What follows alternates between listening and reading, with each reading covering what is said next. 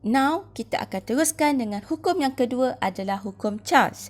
Ini adalah Uncle Charles kita dan Uncle Charles menyatakan bahawa, macam mana kita nak bina ayat ni? Kita tengok dulu hubungan antara yang melibatkan hukum Charles adalah isi padu dan juga suhu. Kita tahu formula untuk hukum Charles ya. Sebentar tadi kita dah belajar dah. Cikgu ambil balik kertas tadi. Hukum Charles ini ya. V1 per T1 sama dengan V2 per T2. Cikgu salin dekat sini. V1 per T1 sama dengan V2 per T2. Jadi yang dua ni kita jadikan dia satu lah. Sebab kita nak tengok hubungan antara V dengan T sahaja. Jadi V dan T cikgu kekalkan di sini.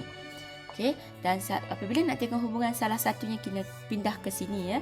Jadi cikgu pindahkan T ni ke sini. Dan apabila pindah, dia akan naik ke atas lah. Jadi kita dapat hubungannya ialah isi padu gas ini berkadar terus dengan suhu gas. Jadi bagaimana hendak membina ayat? Kalaulah keluar soalan, nyatakan hukum Charles. Jadi hukum Charles menyatakan bahawa, kita lihat dekat sini isi padu gas kan. Jadi kita mulakanlah isi padu gas. Isi padu gas berkadar terus. Kita tulislah berkadar terus. Berkadar terus dengan T, suhu gas. Yang tidak terlibat ialah tekanan. Jadi tekanan ini adalah mala. Jadi, jika tekanan gas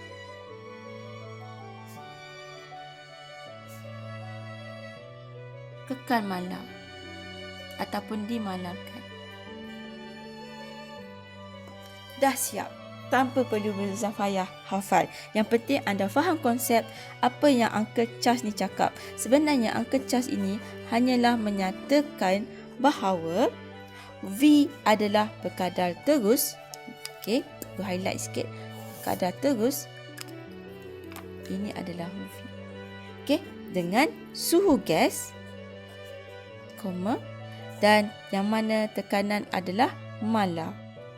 Ini sahaja. Dan kita buat dalam bentuk ayat. Mudah kan? Disebabkan hukum Charles ini ada kaitan dengan suhu, jadi cikgu nak memperkenalkan satu istilah yang kita sebut sebagai suhu sifar mutlak.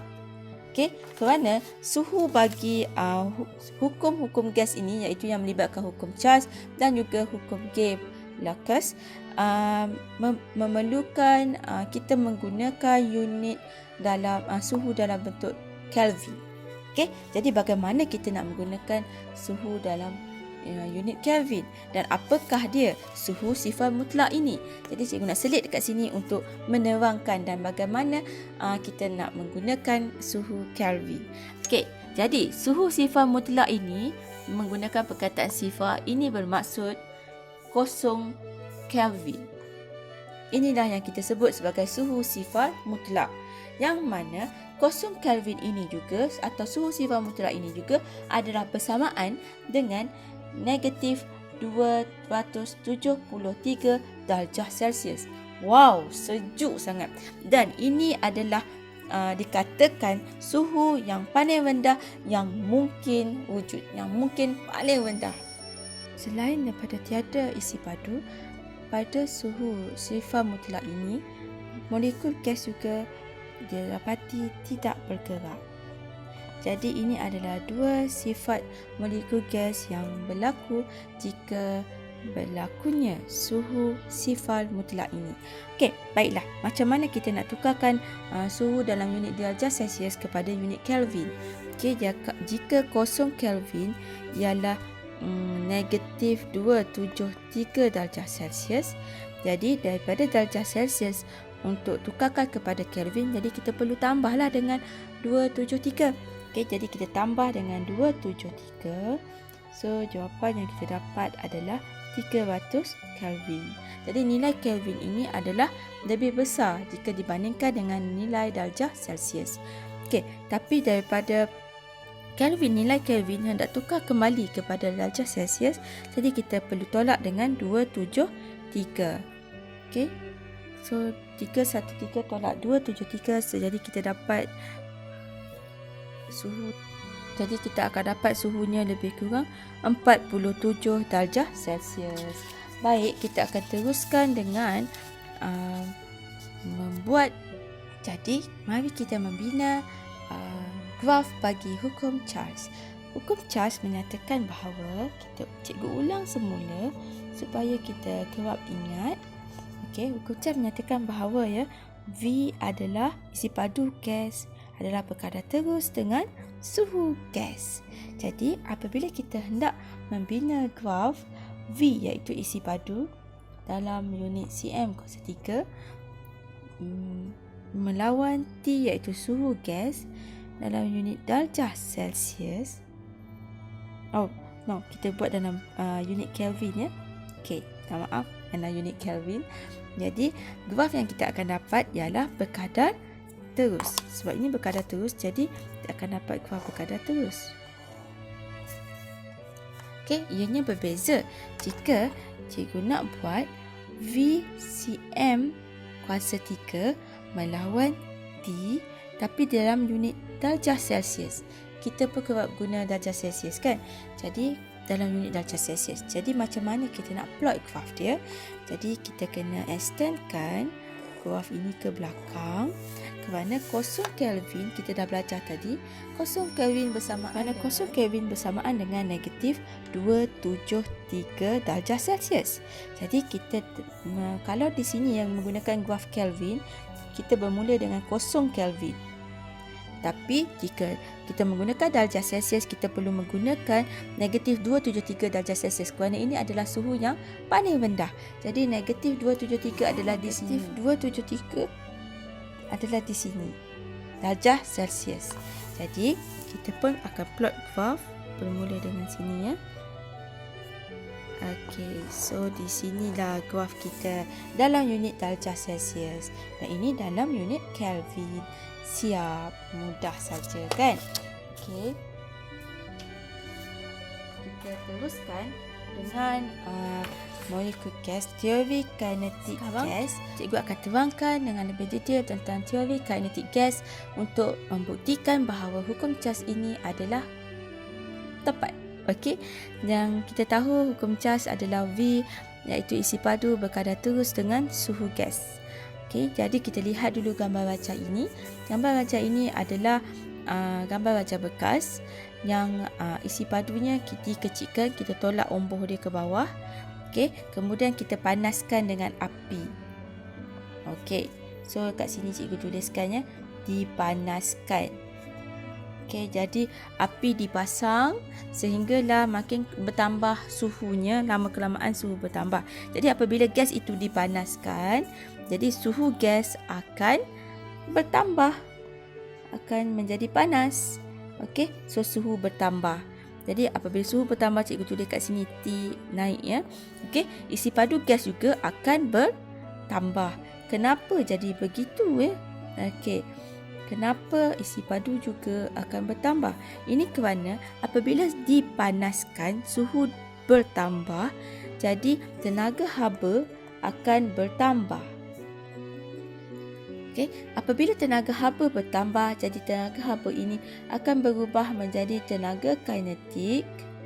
Okey, yang mana pergerakan molekul-molekul adalah laju. Kadar pelanggaran molekul ini juga dengan dinding bekas akan bertambah. Okey, tetapi kita hendak untuk hukum Charles ini, kita hendak mengekalkan tekanan. So tekanan mesti kekal mala, iaitu kita tak nak beri tekanan kepada bekas ini. Jadi kerana tekanan gas ini adalah mala, jadi kita perlu membesarkan. So daya ataupun kadar tolakan pelanggaran molekul-molekul ini terhadap dinding akan membantu supaya dinding ini naik ke atas. Okey, omboh ini naik ke atas dan isi padunya akan makin besar. Jadi apabila isi padu yang lebih besar, maka tekanan di dalam ini akan kekal sama dengan isi padu ini, walaupun isi padu ini lebih besar berbanding dengan isi padu sebelum dipanaskan. Jadi isi padu dimalarkan. Okey, bagi mengekalkan tekanan di dalam bekas ini, maka isi padu bekas ini akan dibesarkan, ditolak oleh molekul gas ke atas dan dapat lebih besar. Jadi dengan isi padu yang lebih besar ini, maka tekanan dapat disamakan, dikekalkan sama seperti sebelum ini, walaupun suhu bertambah, walaupun kadar pelanggaran bertambah. Okey, jadi ini bermakna apabila suhu bertambah menjadi panas, jadi isi padu juga akan bertambah. Okey, dengan syarat tekanan gas dimalarkan. Okey, cikgu akan tunjukkan contoh aplikasi di dalam kehidupan kita bagi hukum charge ini. Okey, apabila V bertambah dan suhu bertambah. Okey, kita lihat gambar sebelum ini, iaitu bola pimpong ini. Bola pimpong ini telah pun kemek. Jadi salah satu cara untuk membantu bola pimpong itu kembali tidak kemek untuk kita main, jadi kita perlu mencurahkan air panas ke atasnya. Jadi apabila air panas dicurahkan ke atas bola pimpong ini, jadi bola pimpong ini akan kembali besar. Okey, so kerana molekul gas di dalam bola pimpong ini akan menyerap haba daripada air panas. Jadi suhu gas di dalam ini akan bertambah. Okey, jadi T dia akan tinggi. Jadi tenaga haba yang diterima oleh bola pimpong ini, okey, akan berubah. Okey, tenaga haba yang tinggi ini akan berubah menjadi tenaga kinetik yang tinggi juga.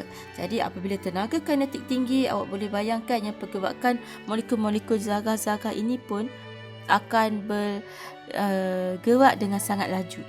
Okey, so dia akan jadi laju. Molekul udara pula akan bergerak laju. Ada pun di sini. Jadi kadar pelanggaran molekul udara dengan dinding tayar, bukan dinding tayar, dinding pimpong, bola pimpong, okey, akan bertambah. Jadi tekanan gas juga akan meningkat. Jadi untuk mengekalkan, okey, bagi mengekalkan tekanan supaya tetap ataupun malah, jadi tekanan udara yang semakin meningkat akan menolak dinding bola itu kembali ke bentuk asal dan isi padu akan bertambah.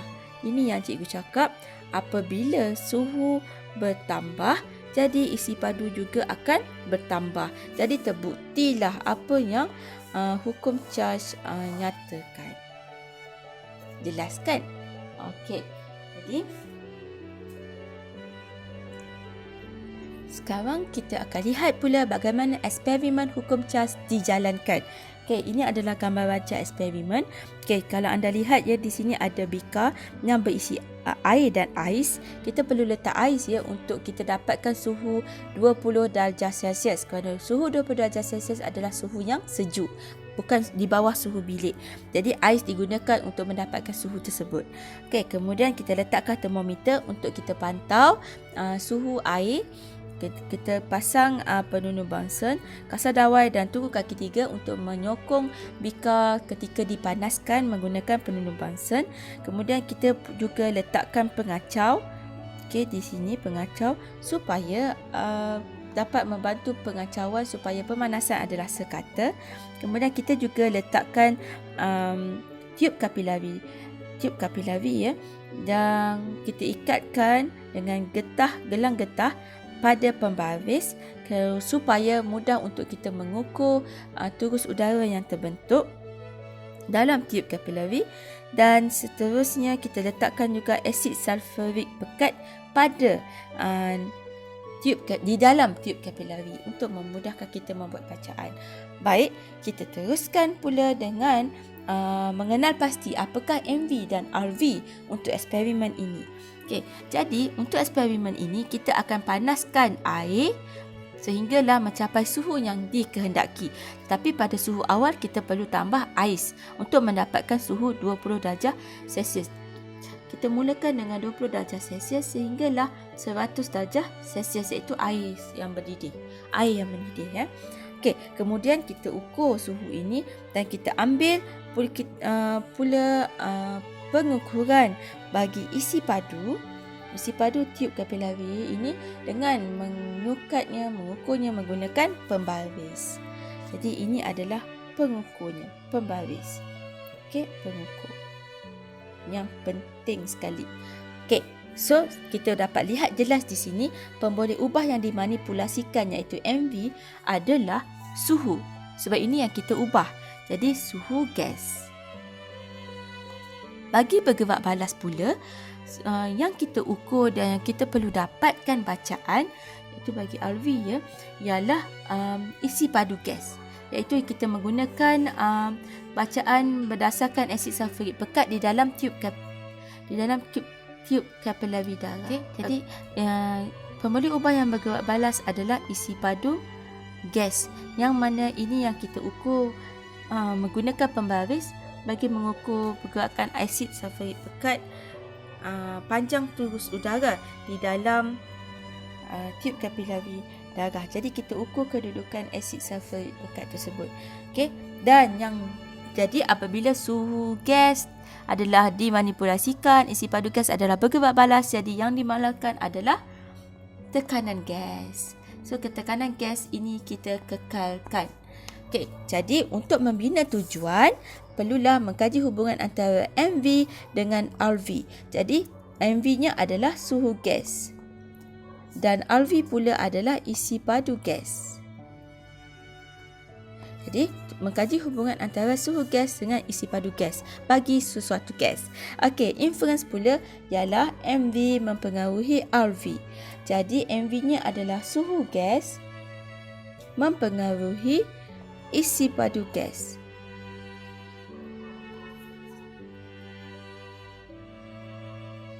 Bagi hipotesis pula, semakin bertambah MV, semakin RV. Okey, so semakin bertambah suhu gas, jadi kita dapat lihat di sini kita pun tahu berkadar terus, jadi semakin bertambah jugalah. Okey, semakin bertambah isi padu gas. Okey, sudah siap hipotesis. Okey, jadi untuk kita bina jadual bagi pengumpulan merekod data, jadi kita mulakan dengan kolom yang pertama, perlu MV dan seterusnya adalah RV. Okey, bagi MV-nya adalah suhu gas, jadi kita tulis tajuknya dengan jelas, suhu gas, dan simbolnya adalah T besar dan unitnya adalah dalam. Okey, jadi suhu gas ini kita ukur menggunakan darjah Celsius. Jadi suhu yang kita pakai ialah 20, 40, 60, 80 dan 100. Okey, dan untuk RV pula. Okey, jadi untuk RV adalah isi padu gas, tetapi untuk eksperimen ini kita mengukur panjang turus udara, iaitu daripada asid sulfurik ini hinggalah ke bawah. Jadi ini kita gunakan simbol L. Okey, jadi kat sini kita tulis panjang turus udara di dalam tube kapilari itulah. Okey, cikgu tulis kat sini panjang turus udara. Dia punya simbol adalah L dan dia punya unit adalah dalam unit cm. Okey, jadi kita anggap ini sebagai isi padu. Jadi kita ukur dan catatkan data di sini. Jadi apabila sudah siap data, ianya akan menunjukkan pool tambahan. Jadi grafnya akan terbentuk dekat sini. Cikgu ulang sekali lagi. Okey, suhu di sini. Okey, dan kita boleh kira isi padunya. Okey, daripada panjang ini kita darabkan dengan diameter, jadi kita boleh dapat ianya berkadar terus. Jadi ini adalah eksperimen hukum Charles. Hanya 2 kolom saja jadual diperlukan untuk hukum ini. Okey, cikgu akan teruskan dengan hukum Gay-Lussac ataupun hukum ini juga dikenali sebagai hukum tekanan. Nama lain bagi hukum ini. Baik, okey, kita lihat. Ini adalah Uncle Gay-Lussac tersebut. Okey, hai. Okey, jadi kita nak tengok bagaimanakah hubungan yang telah dinyatakan dalam hukum ini. Okey, jika kita cek semula ya, formula bagi hukum ini yang kita dah pelajari sebelum ini, hukum tekanan ataupun Gay-Lussac ni ialah P1 per T1 sama dengan P2 per T2. Okey, jadi hubungan yang terlibat cikgu tulis di sini ya. P1 bahagi dengan T1 sama dengan P2 per T2. Ini bermaksud hubungannya antara tekanan dan suhu. Jadi isi padu adalah dimalarkan. Jadi kita nak tengok hubungan antara P dan T ini. Jadi ini kita jadikan dia satu. Okey, ini jadi P per T. Jadi untuk hubungan satu kena pindah di sini. Jadi T cikgu bawa naik ke atas. Jadi ini menunjukkan hubungan antara tekanan dan juga suhu adalah berkadar terus. Dan yang mana isi padu jika isi padu itu dimalarkan iaitu tetap. Bagaimana hendak membina hukum Gay-Lussac ini? Okey, so hukum ini menyatakan bahawa kita lihat ini saja ya. Bahawa tekanan gas, kita tulis tekanan gas berkadar terus ya, berkadar terus dengan suhu gas jika isi padu gas dimalarkan. Siap, tanpa perlu hafal. Okey, dan sebenarnya Uncle Gay-Lussac ni hanyalah menyatakan bahawa P berkadar terus dengan suhu iaitu T, yang mana apabila isi padu gas itu adalah malar. Mudah saja nak ingat. Okay, so now kita cuba lakarkan graf bagi hukum Gay-Lussac ini. Okay, cikgu tulis semula supaya mudah untuk anda ingat. Okay, so menyatakan bahawa P adalah berkadar terus dengan suhu gas. Okay, jadi apabila kita hendak melakarkan graf ini, kita perlu meletakkan dulu tajuknya, iaitu tekanan gas ialah PA unitnya, dan di sini adalah suhu gas, unitnya adalah dalam Kelvin. Okey, bermula dengan kosong. Jadi bermula dengan kosong Kelvin, kita akan dapatkan berkadar terus. P berkadar terus dengan T, jadi grafnya adalah seperti ini. Okey, dan bagaimana pula jika cikgu nak melakarkan graf P melawan T tetapi dalam unit darjah Celsius. Okey, jadi kalau untuk unit darjah Celsius kita dah belajar tadi, 0K bersamaan dengan negatif 273 darjah Celsius, suhu yang paling rendah yang mungkin. Jadi kita perlu plotkan dengan suhu yang paling rendah. Suhu yang paling rendah ialah negatif 273 darjah Celsius ataupun 0 Kelvin. Jadi cara untuk kita plotkan graf ialah bermula dengan negatif 273 darjah Celsius dan diteruskan ke atas.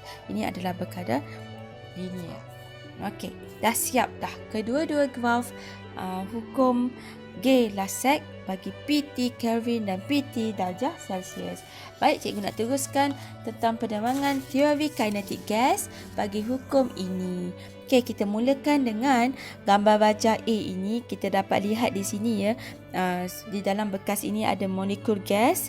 Okey, dan yang mana molekul gas ini kita panaskan dia. Okey, panaskan dengan api dan sehinggakan suhu ini akan bertambah. Apabila suhu bertambah ya, okey, so apabila gas dipanaskan, jadi suhu gas akan bertambah.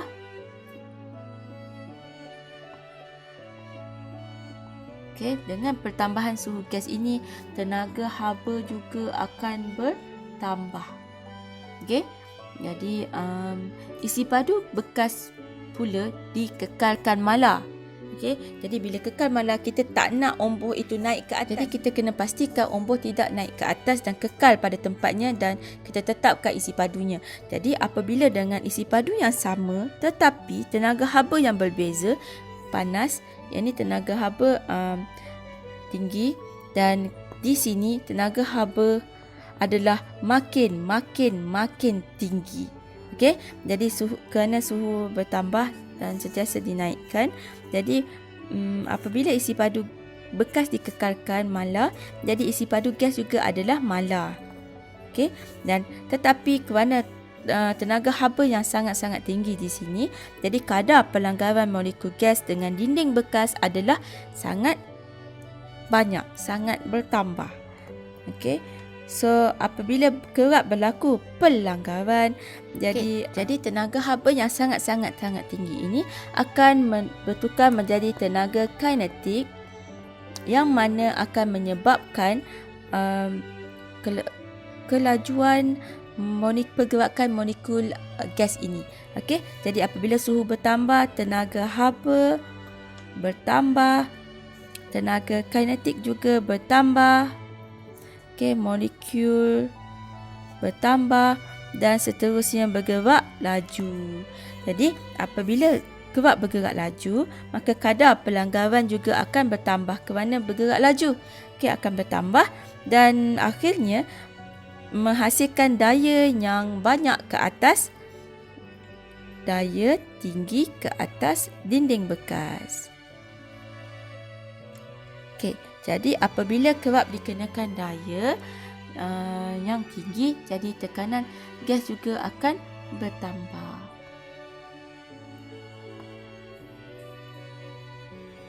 Okey, ini yang berlaku.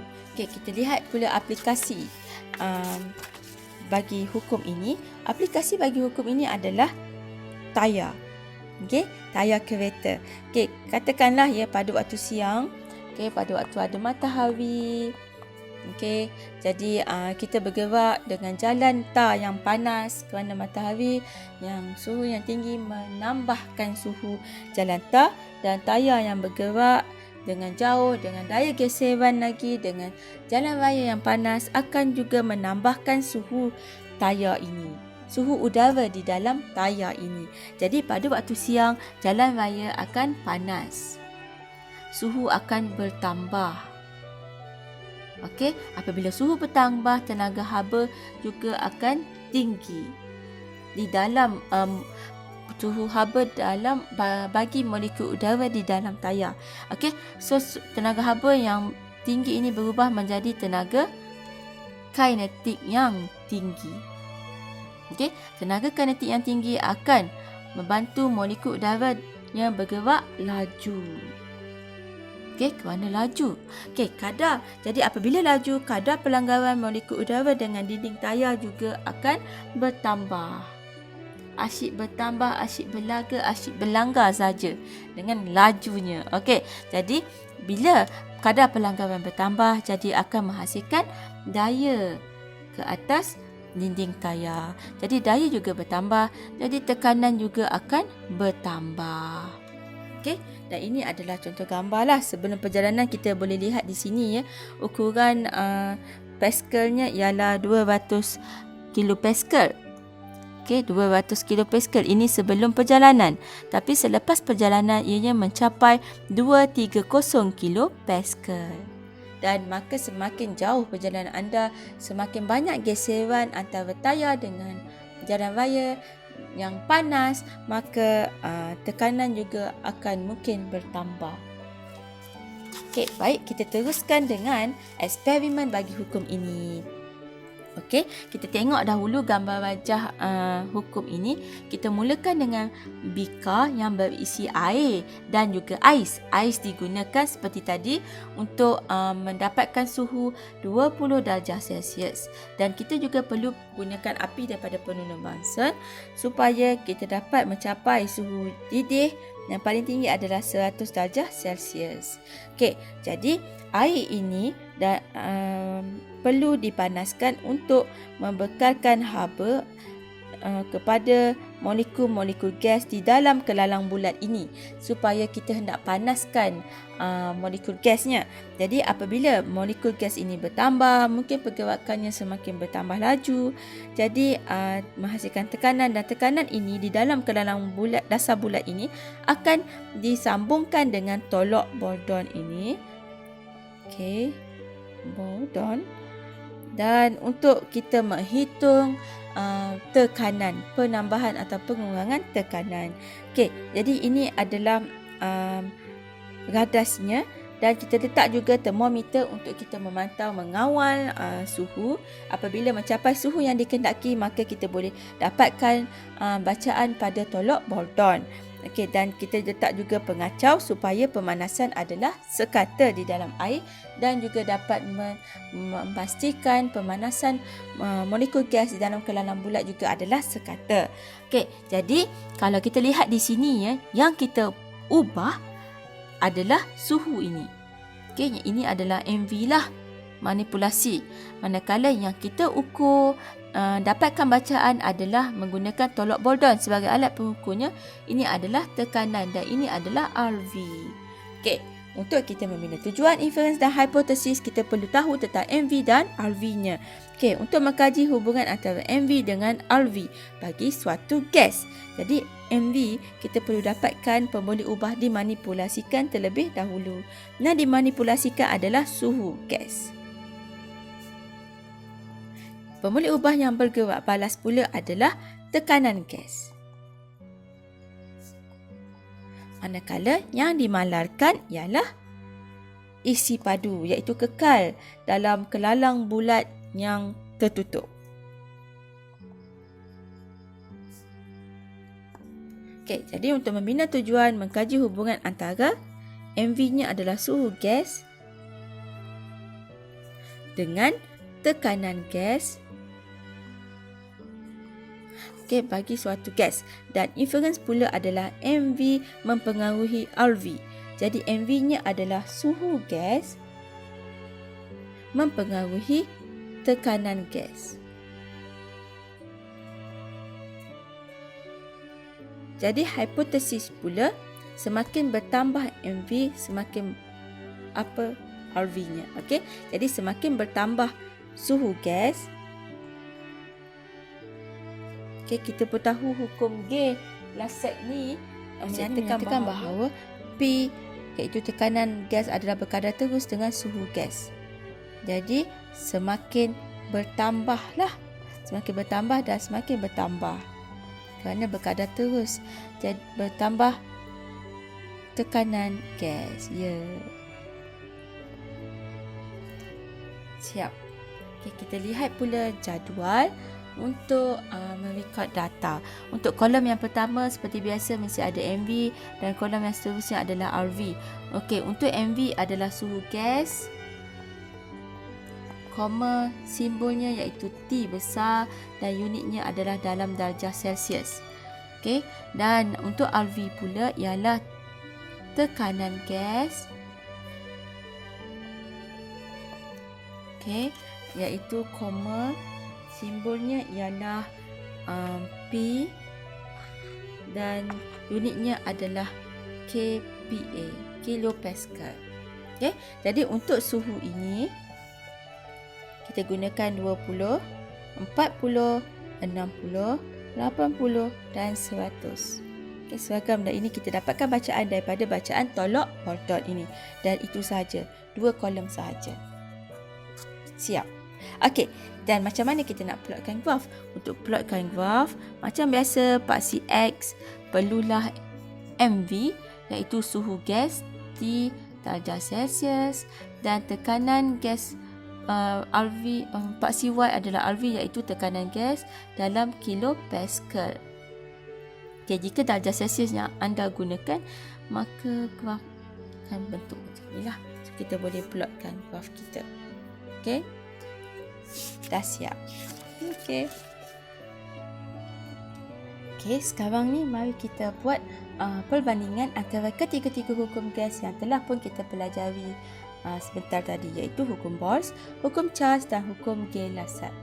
Okey, untuk hukum Bose, kita mulakan dengan formulanya, iaitu P1 V1 sama dengan P2 V2. Sementara hukum Charles, V1 per T1 sama dengan V2 per T2. Untuk hukum Gay-Lussac ataupun hukum tekanan, P1 bahagi dengan T1 sama dengan P2 per T2. Okey, jadi hubungan juga adalah berbeza. Bagi hukum Bose, hubungannya adalah P berkadar terus dengan P adalah berkadar songsang dengan V. Untuk hukum Charles, V si padu gas berkadar terus dengan suhu gas. Untuk hukum Gay-Lussac, tekanan P adalah berkadar terus dengan suhu gas. Okey, jadi kita lihat juga perbezaan daripada segi grafnya. Okey, graf bagi hukum Bose ialah